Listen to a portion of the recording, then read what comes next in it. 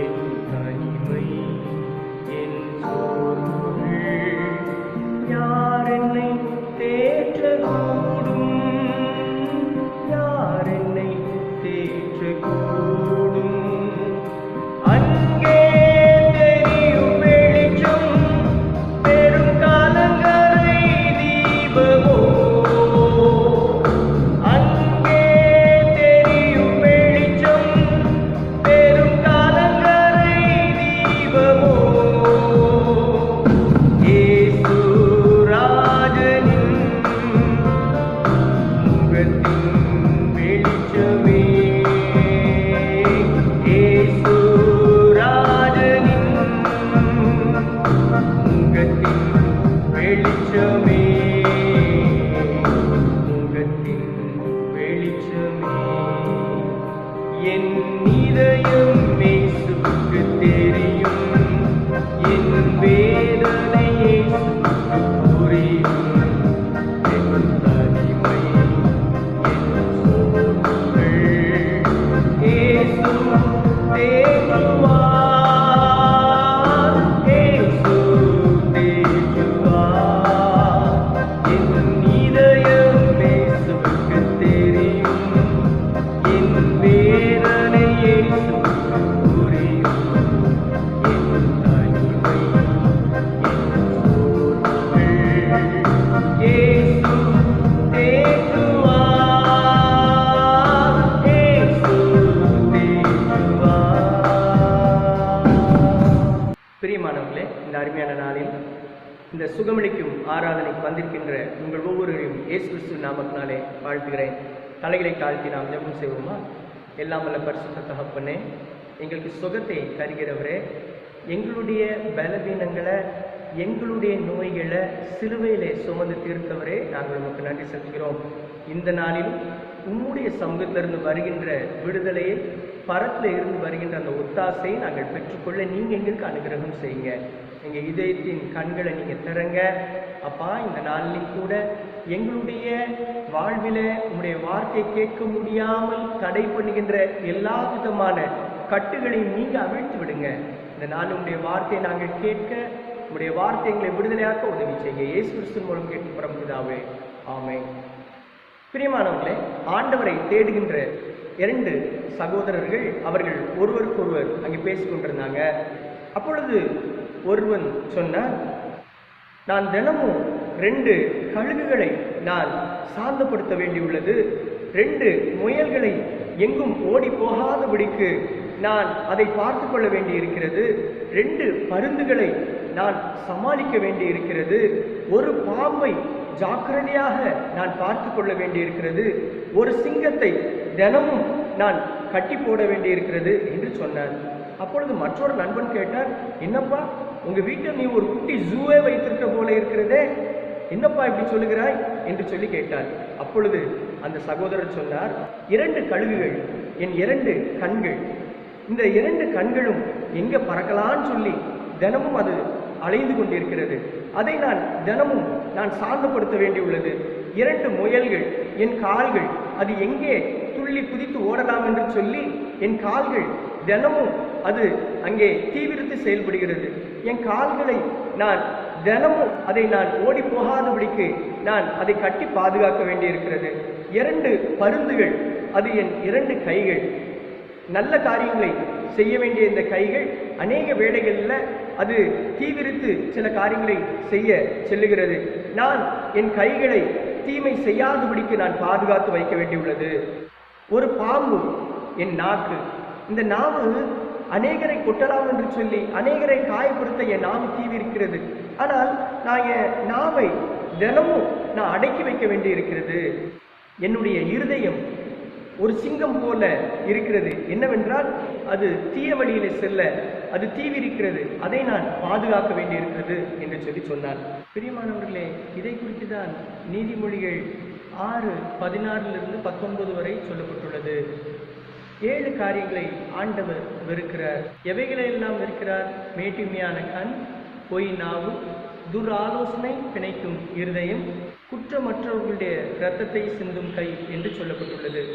பிரியமானவர்களே, இன்றைக்கு பிசாசானவன் நம்முடைய சரீரத்தை ஆளுகை செய்ய வேண்டும் என்று சொல்லி அவன் விரும்பி இன்றைக்கு அநேகரை சிறைப்படுத்திக் கொள்கிறான். நாம் மார்க்கு 5ஆம் அதிகாரம் 5ஆம் வசனத்தில் நாம் பார்த்தோமானால் அதிலே லேகியோன் என்கின்ற பிசாசினாலே பிடிக்கப்பட்ட ஒரு மனிதனை குறித்து பார்க்கிறோம். மார்க்கு 5ஆம் அதிகாரம் 1ஆம் வசனத்தில் இயேசு கிறிஸ்து தம்முடைய சீஷர்களுடனே அவர் கதரேயருடைய நாட்டில் அவர் பிரவேசிக்கின்றார். அங்கே லேகியோன் என்கின்ற பிசாசை பிடித்த அந்த மனிதன் இயேசு கிறிஸ்துவுக்கு எதிராக புறப்பட்டு வருகிறதை நாம் பார்க்கிறோம். இந்த லேகியோன் பிசாசு பிடித்திருந்த மனிதன் எங்கே இருந்து வந்தான் என்று சொல்லப்பட்டுள்ளது. நாம் வேதாகமத்தை பார்த்தோமானால் பிரேத கல்லறையிலிருந்து அவன் புறப்பட்டு வந்தான் என்று சொல்லப்பட்டுள்ளது. அவனுடைய குடியிருப்பு கல்லறையில் இருந்தது என்று சொல்லப்பட்டுள்ளது. சங்கிலிகளால் கட்டக்கூடாதபடிக்கு அவன் சங்கிலிகளை முறித்து அங்கே அவன் கட்டுப்படாதவனாக இருந்தான் என்று சொல்லப்பட்டுள்ளது. பிரியமானவர்களே, லேகியோன் என்கின்ற பிசாசை பிடித்திருந்த அந்த மனிதன் அங்கே பிசாசினாலே அவன் ஆளுகை செய்யப்படுகிறவனாக காணப்பட்டான். புதிய ஏற்பாட்டு காலத்திலே ரோமருடைய இராணுவத்தில் உள்ள பெரிய இராணுவத்திற்கு அங்கே லேகியோன் என்று பெயர் பெற்றிருந்தது. லேகியோன் என்பதற்கு பெரிய சேனை என்று சொல்லி பொருள். 3000 6000 படை வீரர்கள் இருக்கின்ற இடத்தை தான் லேகியோன் என்று சொல்லப்படுவது உண்டு. இந்த ஒரு மனிதனை அங்கே லேகியோன் என்று சொல்லப்படுகின்ற பல பிசாசுகள் அவனை ஆளுகை செய்தன என்று சொல்லி வேதாகமம் நமக்கு சொல்லுகிறது. இன்றைக்கு அநேக வேளைகளில் மனிதர்களும் கூட நாம் பிசாசினாலே ஆளுகை செய்யப்பட்டு விடுகிறோம். பிசாசு காட்டுகின்ற சிறிய சிறிய தந்திரங்களிலே நாம் மாட்டிக்கொண்டு நாம் வேதனைக்குள்ளாக கடந்து சென்று விடுகிறோம். கடந்த ஆண்டிலே நான் மனநல மருத்துவமனைக்கு ஒருவரை பார்க்க சென்றிருந்தேன். அப்பொழுது அங்கே உள்ளே பிரவேசிக்கும் பொழுது ஒரு போர்டு வச்சுருந்தாங்க. அந்த போர்டில் என்ன போட்டிருந்துச்சு அப்படின்னு பார்த்தீங்கன்னா, மனநலம் பாதிக்கப்படுவதற்கு முக்கியமான காரணம் என்ன அப்படின்னா, முதல்ல தூக்கமின்மை, இரண்டாவதாக அதில் என்ன சொல்லியிருந்துச்சு அப்படின்னு பார்த்தீங்க அப்படின்னா ஸ்ட்ரெஸ், மன அழுத்தம், எதையும் குறித்து அதிகமாக கவலைப்படுவது. இன்றைக்கு நாம் சிலரை நாம் பார்க்கிறோம், அவர்கள் மன அழுத்தத்தினாலே உடைந்து போனவர்களாக இன்றைக்கு குடும்பங்களிலே காணப்படுகிறார்கள். இந்த லேகியோன் பிசாசு பிடித்திருந்த மனிதனை பார்த்தோமானால் அவன் 3 நிலையிலே அவன் பாதிக்கப்பட்டிருந்தான். முதலாவதாக பிரேத கல்லறையிலிருந்து அவன் வந்தான். இந்த பிரேத கல்லறை என்பது எதை குறிக்கிறது? நாற்றமுள்ள வாழ்க்கையை குறிக்கிறது. நாற்றம் எடுக்கின்ற வாழ்க்கை. பிரேத கல்லறை என்ன செய்யும்? பிணம் நாரும். மனிதனுடைய இருதயத்திலே இருக்கின்ற வேண்டாத சிந்தனைகள், வேண்டாத எண்ணங்கள், மனிதன் தன்னுடைய வாழ்விலை செய்கின்ற அருவருப்பான காரியங்கள் அங்கே நாற்றம் எடுக்கின்ற வாழ்வாக காணப்படுகிறது. அவனோட குடியிருப்போம் கல்லறையில் இருந்தது என்று சொல்லப்பட்டுள்ளது. கல்லறை ஒரு இருளான இடம். மனிதன் இருளிலே அவன் தனிமையிலே அகப்பட்டுக் கொள்கிறான். பாவத்தில் சிக்கொள்ளும் பொழுது அவன் இருளுக்குள்ளே போய்விடுகிறான். பிரியமானவர்களே, இயேசு கிறிஸ்து அவர் வெளிச்சத்தின் பிள்ளைகளாக நடந்து கொள்ளுங்கள் என்று சொன்னார். அவரே இந்த உலகத்தில் இருக்கின்ற மெய்யான ஒளி என்று சொல்லி யோவான் சொல்லுகிறார். பிரியமானவர்களே, இயேசு கிறிஸ்து ஒளியை நமக்கு தருகிறார், பிசாசானவன் இருளை தருகிறான். இயேசு கிறிஸ்து நம்முடைய வாழ்விலே மகிழ்ச்சியை தருகிறார், பிசாசானவன் நம்முடைய வாழ்விலே மன அழுத்தத்தை, இறுக்கத்தை, ஒரு இருளை அவன் கொடுக்கிறான். இன்றைக்கு கூட அநேகர் கீழ்ப்படிவதில்லை, கட்டுப்படுவதில்லை. கட்டுக்கு அடங்காத பிள்ளைகள் இன்றைக்கு இருக்கிறதை நாம் பார்க்கிறோம். பாவம் செய்யும் பொழுது அவர்கள் கட்டுப்பாடற்று அங்கே எல்லைகளை தவறி செல்கிறதை நாம் பார்க்கிறோம். இயேசு கிறிஸ்துவும் கூட அந்த கதரேயருடைய அந்த இடத்திற்கு வந்த பொழுது இந்த லேகியோன் பிசாசு பிடித்திருந்த மனிதன் அவன் இயேசு கிறிஸ்துவை நோக்கி ஓடி வந்தான். அவன் தன்னே தான் காயப்படுத்தி கொண்டான். அவன் பிசாசினாலே சிறைவிட்டு போனவனாக இருந்தான். இன்றைக்கு நம்முடைய பலவீனங்கள், நம்முடைய சுகவீனம் எதனால ரொம்ப வருது அப்படின்னு பார்த்தீங்கன்னா, மன அழுத்தம், ஸ்ட்ரெஸ் அதிகமாக இருக்கும் பொழுது அது நம்மை வியாதிகளுக்குள்ளாக கடந்து வர வைத்து விடுகிறது. பிரியமானவர்களே, இன்றைக்கும் கூட கவலைப்படுறதுனால தான் நிறைய பேருக்கு அங்கே பிரச்சனை வருகிறது. அதே போல சரீரத்தில் ஏன் பலவீனங்கள், ஏன் துக்கங்கள் அப்படின்னா, இன்னைக்கு வியாதிகள் அப்படின்னா கவலை, தூக்கமின்மை தான் வியாதிக்கு அடிப்படையாக அமைகிறது. வட ஆப்பிரிக்க பழங்குடியினர் அவங்களுக்கு குரங்கு கறினா ரொம்ப பிடிக்கும். அவர்கள் குரங்கை பிடிப்பதற்கு ஒரு அருமையான யுக்தியை அவர்கள் பயன்படுத்துவார்கள். அவங்க என்ன செய்வாங்க அப்படின்னா, நல்ல கடலையை போட்டு வறுப்பாங்க. அந்த வறுத்த கடலையுடைய அந்த வாசனை ரொம்ப அருமையாக தூக்கலாக இருக்கும். அவங்க என்ன செய்வாங்கன்னா, ஒரு சொரக்காவை எடுத்து காஞ்ச சொரக்கால மேலே ஒரு சின்ன துவாரம் போட்டு அதன் உள்ளே அவர்கள் அந்த கடலையை போட்டு விடுவார்கள். போட்டு அவர்கள் காட்டில் ஒரு இடத்த வைத்து விடுவார்கள். இந்த குரங்குக்கு இந்த கடலுடைய வாசனை ரொம்ப தூக்கலாக இருக்கும் பொழுது அது எப்படியாவது எடுத்து சாப்பிடணும்னு சொல்லி வரும். அந்த சொரக்கா பக்கத்தில் வந்த உடனே அது மெதுவாக அந்த சொரக்காருக்குள்ளாக அது கைவிடும். அந்த சின்ன துவாரத்தோடையே கைவிட்டுரும். கையை உள்ள விட்டு அது அந்த கடலையை பற்றி கொள்ளும். கடலையை பிடிச்சிட்ட அப்புறம் அது தன்னுடைய கையை வெளியில எடுக்க பிரயாசப்படும். ஆனால் கை வெளியில வராது. இப்போ அது என்ன செய்யும் அப்படின்னு பார்த்தீங்க அப்படின்னா, தன்னுடைய கையை அது வெளியில எடுக்க முடியாதபடிக்கு திணறிக்கிட்டு இருக்கும். அப்பொழுது இந்த பழங்குடியினர் ஓடி போய் அதை பிடிக்க போவாங்க. இந்த குரங்கு என்ன செய்யும் அப்படின்னா, இந்த சொரைக்காவை கீழே போடாது. ஏன் கீழே போடாதுன்னா, அது கை வெளியில வராது. அதை தூக்கிக்கிட்டே ஓடும். அதை தூக்கிட்டு ஓடும் பொழுது அது மரத்துல ஏறி தப்பி செல்வதற்கோ அல்லது வேகமாக ஓடுவதற்கோ அதெல்லாம் முடியாது. ஏனென்றால் அதனுடைய கை அந்த சொரைக்காக்குள்ள இருக்கும். லெகுவாக அந்த பழங்குடியினர் அந்த குரங்கை பிடித்து விடுவார்கள். இந்த குரங்கு தன்னையே சிறைப்படுத்தி கொண்டது. எப்படி சிறைப்படுத்தி கொண்டதுன்னா, தன் கையை உள்ள விட்டு அந்த கடலை எடுக்கும் பொழுது அது சிறைப்படுத்தி கொண்டது. அது கையை விடணும்னு நினைச்சாலும் அதால் விட முடியல. அதனுடைய மனம் அதை விடுவதற்கு இடம் கொடுக்கல. இதே போலதான் இன்றைக்கு சிகரெட் குடிக்கிறவர்களாக இருக்கட்டும், இன்றைக்கு மதுபானம் அருந்துகிறவர்களாக இருக்கட்டும், அவங்க விடணும்னாலும் அதை விட முடியல. அவர்களால் தப்பி செல்ல முடியவில்லை. இன்றைக்கு பாவம் என்ன செய்கிறது? இன்றைக்கு மனிதனை அங்கே ஆக்கிரமித்துக் கொள்கிறது, சிறைப்படுத்தி விடுகிறது. கடந்த நாட்களில் தொலைக்காட்சியில ஒரு குறிப்பிட்ட புரோகிராம்ல அந்த நபர் வருத்தத்தோடு அவர் சொன்னார், இந்த இந்திய தேசத்தில் அல்லது உலகம் அனைத்திலும் இன்றைக்கு மக்கள் எதிலே சிறைப்பட்டு போனார்கள் என்றால், எலக்ட்ரானிக் கேட்ஜெட்ஸ்னால அவர்கள் சிறைப்பட்டு போனவர்களாக இருக்கிறார்கள் என்று சொல்லி அந்த ஆராய்ச்சியாளர் சொன்னார். எதை வைத்து சொன்னார் அப்படின்னு பார்த்தீங்க அப்படின்னா, சினிமாவினால, டிவினால, மொபைல் ஃபோன்னால, ஃபேஸ்புக், ட்விட்டர், அதே போல் வாட்ஸ்அப், இன்ஸ்டாகிராம், இதை போன்ற பல பொழுதுபோக்கு அம்சங்கள், அது நிறைய காரியங்கள் நல்லது இருக்கலாம். ஆனால் தீமையான காரியங்களிலே அவர்கள் பற்றிக்கொள்ளும் பொழுது அதை விட முடியாமல் அவர்கள் தவிக்கிறார்கள் என்று சொல்லி அந்த ஆராய்ச்சியாளர் சொன்னார். பிரியமானவர்களே, பிசாசானவன் என்ன செய்யறான் அப்படின்னு பார்த்தீங்கன்னா, நம்மை ஆளுகை செய்ய அவன் விரும்புகிறான். இன்றைக்கு அநேக வேளைகள்ல நாம் எதினாலே ஆளுகை செய்யப்படுகிறோம் என்பதை நாம் சிந்தித்து பார்க்க வேண்டும். இன்னைக்கு நம்முடைய வியாதிக்கு, வேதனைக்கு, துன்பத்திற்கு காரணம் என்ன அப்படின்னு பார்த்தீங்கன்னா, அவனவன் தன் சுய இச்சையினாலே அவன் சிக்குண்டு தவிக்கிறான் என்று சொல்லப்பட்டுள்ளது. இன்றைக்கு நம்முடைய வியாதி, வேதனை, துன்பம் போனோம் அப்படின்னா நாம் விடுதலை அடைகிறவர்களாக நாம் காணப்பட வேண்டும்.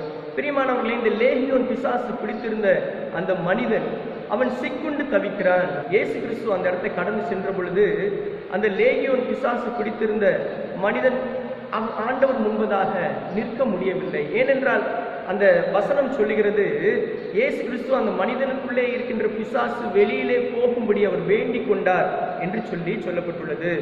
இயேசு கிறிஸ்து அசுத்த ஆவியே இந்த மனிதனை விட்டு புறப்பட்டு போ என்று அவர் சொல்லி இருந்தார். எனவே அந்த பிசாசுகள் அவனை விட்டு புறப்பட்டு செல்ல அது தீவிரித்தது. அந்த பிசாசுகள் சொன்னது, ஐயோ நாங்கள் எங்க போவோம், எங்களை அந்த பன்றிகள் கூட்டத்திற்குள்ளேயாவது அனுப்பிவிடும் என்று சொன்ன பொழுது இயேசு கிறிஸ்து அவர் அந்த பிசாசை துரத்துகிறார். துரத்தின பொழுது அந்த பிசாசு அவனை விட்டு வெளியேறினது. அவனை விட்டு வெளியேறி அந்த பன்றிகளுக்குள்ளே சென்றது.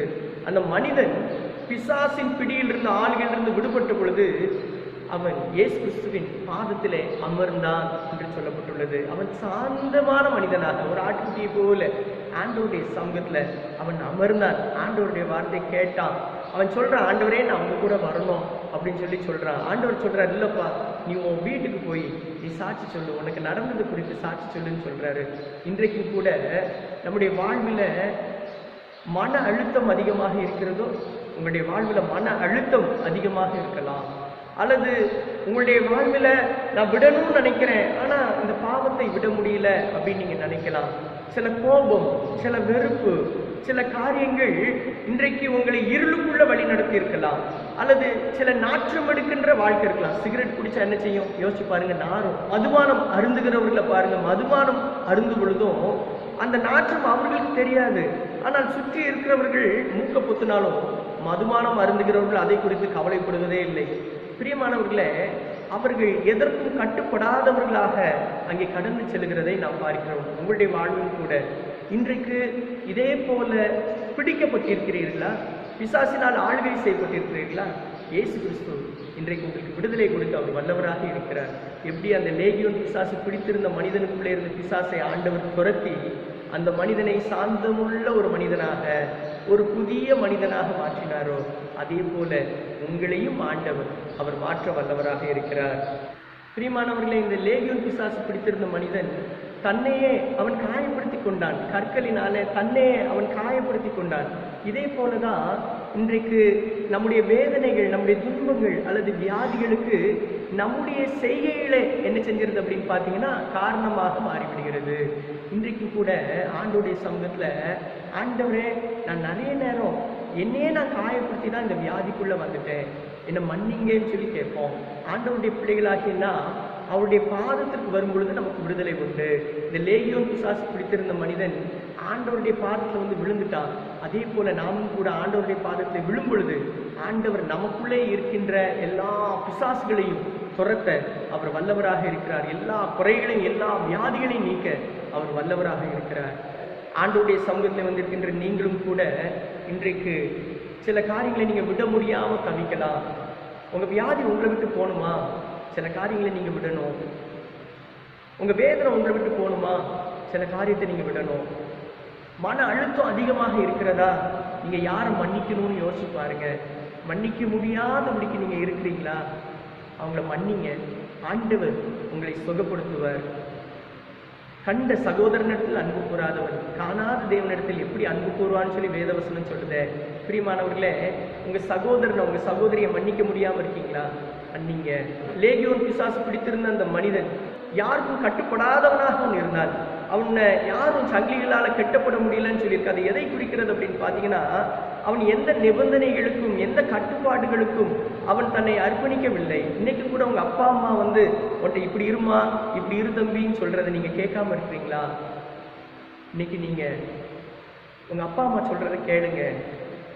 சாமுவேல் என்னும் பிள்ளையாண்டானோ கர்த்தருக்கும் மனுஷருக்கும் பிரியமாய் நடந்து கொண்டான் அப்படின்னு சொல்லியிருக்கு.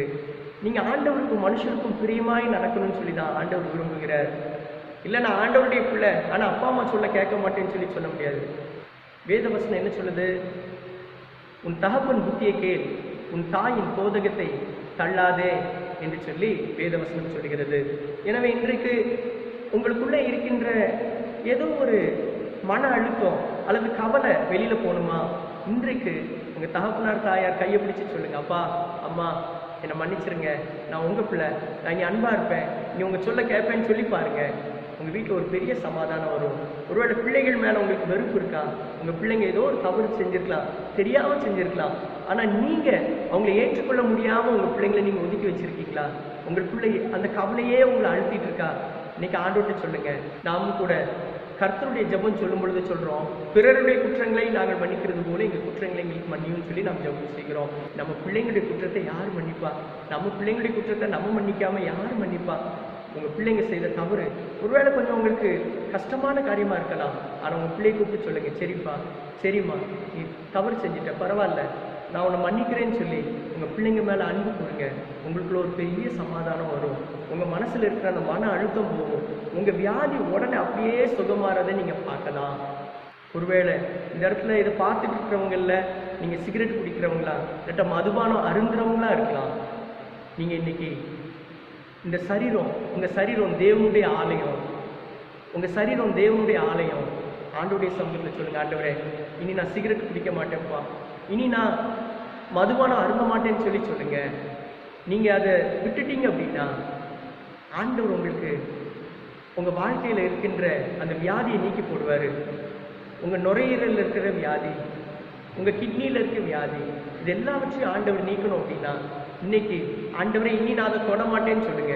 அந்த குரங்கு எப்படி அந்த சொரைக்காக்குள்ளே இருக்கின்ற அந்த கடலையை விடுவதற்கு முயற்சி செய்து அதை விட முடியாமல் தவித்ததோ, அதே போல் இன்றைக்கும் கூட நீங்கள் விட முடியாமல் ஒருவேளை தவிக்கலாம். சிகரெட் குடிக்காமல் என்னால் இருக்க முடியாது, மதுபானம் அருந்தாமல் என்னால் இருக்க முடியாதுன்னு சொல்லி நீங்கள் நினைக்கலாம். ஆனால் ஆண்டவர் உங்களுக்கு விடுதலை கொடுக்க வல்லவராக இருக்கிறார். இந்த லேகியோன் பிசாசு பிடித்திருந்தவன் அவன் நிதானமாகவே இல்லை, அவன் தன்னைத்தானே காயப்படுத்தி கொண்டான்னு சொல்லியிருக்கு. ஏன் உங்கள் சரீரத்தை நீங்களே காயப்படுத்தி கொள்ளணும்? நீங்கள் சிகரெட் குடிக்கிறப்போ உங்கள் நுரையீரலை நீங்கள் காயப்படுத்துறீங்க. நீங்கள் மதுபானம் அருந்தும் பொழுது நுரையீரல் மாத்திரமல்ல, சரீரத்தில் இருக்கிற குடல்கள், வயிறு எல்லாவற்றையும் நீங்கள் காயப்படுத்துறீங்க. ஏன் உங்களே நீங்கள் காயப்படுத்தி கொள்ளணும்? பிரியமானவர்களே, இந்த லேகியோன் பிசாசு பிடித்திருந்தவன் கூட அப்படிதான் நிதானம் இல்லாமல் அவன் இருந்தான். அவன் தன்னைத்தானே காயப்படுத்தி கொண்டான். இன்னைக்கு நிறைய பேருக்கு குடிக்காம அங்கே இருந்தா கை கால் நடுங்கிறது உண்டு. சிகரெட் குடிக்காம இருந்தா அவங்களுக்கு நிதானமா இருக்க முடியலன்னு நினைக்கலாம். அல்லது சிலர் பாவத்தை செய்யாம இருக்க முடியாம இருக்கலாம். சிலருக்கு மொபைல் போன்ல ஃபேஸ்புக்கை பார்க்க முடியாம என்னால இருக்க முடியாது, அல்லது இந்தந்த காரியத்தை என்னால செய்யாம இருக்க முடியலன்னு சொல்லி நீங்க நினைக்கலாம். நீங்க நிதானத்தை இழந்து ஒருவேளை இன்னைக்கு காணப்படலாம். நிறைய வியாதிக்கு காரணம் நிதானம் இன்மைதான். இன்றைக்கு ஆண்டவருடைய சமூகத்துல, ஆண்டவரே, அந்த லேகியோன் பிசாசு பிடித்திருந்த மனிதனுக்குள்ளே இருந்த அந்த பிசாசை துரத்தினது போல எனக்குள்ளே இருக்கின்ற இந்த பிசாசுகளை துரத்துங்கன்னு சொல்லுவோம். லேகியோன் பிசாசு, அங்கே அநேக பிசாசுகள் அவனுக்குள்ள வந்திருந்துருக்கலாம். ஆனால் முதல்ல எங்க ஆரம்பம் இருந்திருக்கும் தெரியுமா? முதல்ல அவனுக்குள்ள ஒரு குட்டி பிசாசு தான் வந்திருக்கும். அந்த குட்டி பிசாசு தான் கொஞ்சம் கொஞ்சமாக கூடி அது ஒரு பெரிய சேனை லேகியோனாக மாறியது. இன்னைக்கும் கூட உங்களுக்குள்ள ஒரு குட்டி பிசாசு இருக்கலாம், ஒரு குட்டி பாவம் இருக்கலாம். அந்த பாவம் நாளைக்கு ஒரு பெரிய லேகியோனா மாறுவதற்கு வாய்ப்பு இருக்கு. ஆண்டவருடைய சமூகத்தில் சொல்லுங்க, ஆண்டவரே, இன்றைக்கு நான் விட்டு விடுகிறேனப்பா, அதை விட்டுடுறேன். ஆண்டவர், எனக்குள்ளே இருக்கின்ற இந்த பிசாசுகளை நீங்க துரத்துங்க, இந்த பாவங்களை துரத்துங்க, இந்த சாபங்களை துரத்துங்கன்னு சொல்லுங்க. இன்றைக்கு உங்களுடைய வாழ்விலே விடுதலை வரும். அந்த லேகியோன் பிசாசு பிடித்திருந்த அந்த மனிதன், அவனுக்குள்ளே இருந்த பிசாசு வெளியில சென்ற பொழுது அவன் ஆண்டோடைய சமூகத்துல அவன் வஸ்திரம் உடுத்தினவனாக அவனுடைய பாதத்தில் அமர்ந்தான்னு சொல்லியிருக்கு. அது எதை குறிக்கிறது? வஸ்திரம் பாதுகாப்பை குறிக்கிறது. வஸ்திரம் எதை குறிக்கிறது? புது சிருஷ்டியை குறிக்கிறது. வஸ்திரம் எதை குறிக்கிறது? பரிசுத்தத்தை குறிக்கிறது. வஸ்திரம் எதை குறிக்கிறது? பரலோக ராஜ்யத்தின் சுதந்திரவாளி என்பதை குறிக்கிறது. இன்றைக்கும் கூட ஆண்டோடைய பிள்ளைங்க நீங்க வந்திருக்கீங்க. ஆண்டவர் உங்களுக்கும் இப்படிப்பட்ட விடுதலை அவர் கொடுக்க அவர் வல்லவராக இருக்கிறார். பிரியமானவர்களே, இன்னைக்கும் கூட இந்த ஆண்டவருடைய வார்த்தை கேட்டோம். பிசாசு அல்ல, ஆண்டவர் நம்மை ஆளுகை செய்யும்படி ஜெபம் பண்ணுவோம். ஆண்டவர் அந்த மனிதனை ஆளுகை செய்த பொழுது அவன் விடுதலை உள்ளவனாக ஆயிட்டான், விடுதலை உள்ளவனாக மாறி போனான், சாந்த குணம் உள்ளவனாக மாறினான், ஆண்டவருடைய பாதத்தில் அமர்ந்தான். இன்னைக்கும் கூட வியாதியின் வேதனையிலையும் உக்கிரத்திலையும் நீங்க தவிக்கீங்களோ, ஆண்டவருடைய சமூகத்தை சொல்லுங்க, ஆண்டவரே, இந்த நாளில் நான் எதை விடணும் எனக்கு சொல்லுங்கன்னு சொல்லுங்க. அது விடும் பொழுது ஆண்டவர் உங்களை ஆளுகை செய்வார். நீங்க என்ன ஆளுகை செய்து கொள்ளுங்கன்னு சொல்லுங்க. கல்லறையிலே இருந்த அந்த மனிதன் அங்கே இல்லத்திற்கு சென்றான். பிரியமானவர்களே, இன்றைக்கும் கூட நம்முடைய வாழ்வு, நம்முடைய சரீரம் கல்லறையாக காணப்பட்டதென்றால் அங்கே உள்ளே நாற்றம் இருக்கும். அதே வேளையில இயேசு கிறிஸ்து நமக்குள்ள வந்துட்டார் அப்படின்னா நமக்குள்ளே அவருடைய வாசம் இருக்கும். பிரியமானவர்களே, அவருடைய சுவாசம் இருக்கும். அவர் நமக்குள்ளே இருந்து மனம் வீசுகின்ற நற்கந்தகங்களாக நம்மை மாற்றுவார். தலைகளை தாழ்த்தி ஜெபம் செய்வோமா? பரிசுத்த தகப்பனே, இந்த நாளுக்காக நன்றி செலுத்துகிறோம் அப்பா.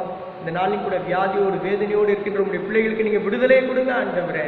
அப்பா, உன் துக்க நாட்கள் முடிந்து போகும்னு சொன்னீங்களே, துக்க நாட்கள் முடிந்து போக திரும்ப செய்யுங்க. பிசாசுக்கு எதிர்த்து நில்லுங்கள், அப்பொழுது அவன் உங்களை விட்டு ஓடி போவான் என்ற வசனத்தின்படி இந்த நாளிலும் கூட மன அழுத்தத்தினாலே, பாரத்தினாலே, கவலையினாலே அப்பா இருக்கின்ற மக்களை நீர் சந்திப்பீராக ஆண்டவரே. உங்களுடைய பிள்ளைகளுக்குள்ளே அப்பா மன அழுத்தத்தை கொண்டு வருகின்ற, மன்னிக்க முடியாமல் செய்கின்ற, பாவத்திற்கு தூண்டுகின்ற எந்த கிரியைகளாக இருந்தாலும் இயேசு கிறிஸ்து நாமத்தால் சபித்து கடினப்படுத்துகிற ஆண்டவரே, உங்களுடைய பரிசுத்த ரத்தத்தை ஒவ்வொரு மீதும் தெளிக்கிற ஆண்டவரே, நீரே உங்களுடைய பிள்ளைகளுக்கு சுகத்தை கொடுங்க. லேகியோன் பிசாசு பிடித்திருந்த மனிதனை நீர் சுகப்படுத்தி அப்பா அவனை இல்லத்திற்கு நீர் அனுப்பி வைத்தது போல இந்த நாளிலும் கூட உங்களுடைய பிள்ளைகளும் தங்களுடைய இல்லத்திலிருந்து இப்போ ஜெபம் பண்றாங்க ஆண்டவரே. நம்முடைய இல்லத்துல அவர்கள் சாட்சிகளாக மாற நீங்க உதவி செய்யுங்க.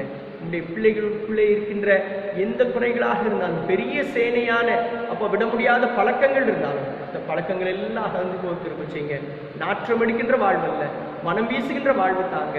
அப்பா, உன் துக்க நாட்கள் முடிந்து போம் என்ற வசனத்தின்படி யார் யாரெல்லாம் ஆண்டவரே நான் துக்கத்தோடு இருக்கிறேன், வியாதியோடு இருக்கிறேன், படுக்கையோடு இருக்கிறேன்னு சொல்றாங்களோ அவங்களுடைய துக்க நாட்கள் முடிந்து போக திரும்ப செய்யுங்க. இன்றைக்கு உம்முடைய மகிழ்ச்சியை, சமாதான சந்தோஷத்தை உடைய பிள்ளைகளுக்கு ஒவ்வொருவருக்கும் தந்துடுங்க. இயேசு கிறிஸ்துவின் மூலம் கேட்கும் பரமபிதாவே, ஆமென். நம்முடைய கர்த்தராகிய இயேசு கிறிஸ்துவின் கிருபை, பிதாவாகிய தேவனுடைய அன்பும் பரிசுத்த ஐக்கியமும் நம்முடைய எப்பொழுதுதாக. ஆமென்.